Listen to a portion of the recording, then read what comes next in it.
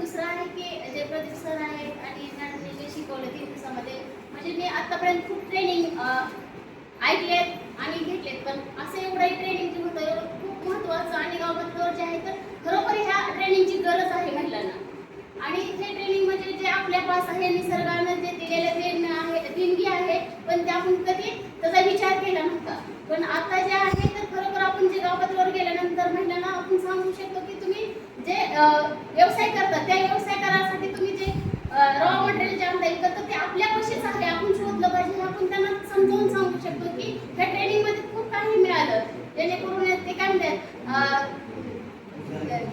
कोयले के खान में जैसा हीरा निकलता है, ऐसा हमारे जो ज्ञान है तो हमें इतना ज्ञान दे है वो शुरू लेके हम गांव में जाकर जो महिला है हमारी उसमें बांट देंगे. और हे विचार घेऊन आम्ही पुढले जे आहेत आमच्या गावामध्ये ती सुरुवात करेन. आणि तशा पुढल्या वेळेस जर अजून ट्रेनिंग घ्यायला आले तर आमच्यामध्ये वेगळा बदल होईल. आमच्या गावामध्ये किमान 100 तर महिला अशा व्यावसायिकांनी जे आहेत तर घडू.